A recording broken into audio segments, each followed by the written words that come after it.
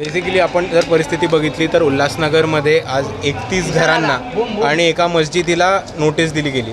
आपण याच्या मागे जर लीगल रिझनिंग बघितलं तर ही एक आठवड्यापूर्वी पहिले दिली गेली होती. ती कोर्टामध्ये खालच्या कोर्टामध्ये चॅलेंज केली होती. कोर्टाने ती खारिज केली आणि त्याच्यानंतर परत महानगरपालिकेने दिली.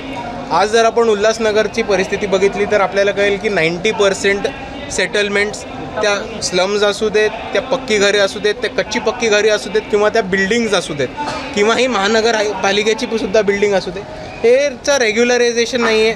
प्रॉपर्टीजच्या बाबतीत गफले आहेत, कोणाच्या नावावर जमीन आहे, इल्लिगल सेटलमेंट्स आहेत. हा अख्ख्या उल्हासनगरचा प्रॉब्लेम आहे. पण जर तुम्ही टार्गेट करून फक्त दलितांच्या मुसलमानांच्या घराला नोटिसा पाठवत असेल तर ही सरकारची चुकीची खेळ असं आम्ही मानतो. आणि मोठ्या प्रमाणात जातीवाद आणि धर्माच्या नावावर तेढ निर्माण करणं आणि दलित मुसलमानांना इकडनं मोठ्या प्रमाणात स्थलांतरित करणं हा भाजपचा खेळ आहे. आणि ते आम्ही थांबवण्यासाठी आयुक्तांनाही नोटीस द्यायला आलो आहे की तुम्ही सर्वात पहिले आत्ता जी नोटीस दिली आहे ती नोटीस खारिज करा. दुसऱ्या बाजूला धर्मस्थळ असतील, मस्जिद असतील, मंदिरं असतील, गुरुद्वारे असतील, चर्च असतील, बुद्धविहारे असतील, या सगळ्यांना एका रेग्युलरायझेशनच्या मीटिंगमध्ये यांना स्पेशल विंडो करून द्या आणि जुने जितकी पण धर्मस्थळं आहेत उल्हासनगरमध्ये त्याच्यापैकी कशालाही हात नका लागू देऊ.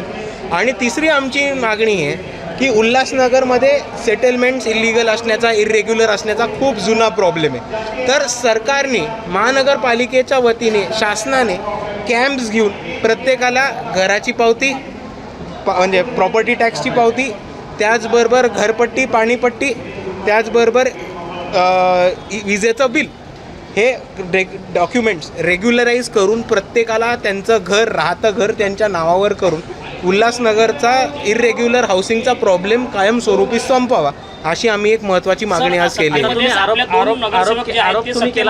आरोप केला तुम्ही डायरेक्ट वरती आहे आमचा इशारा.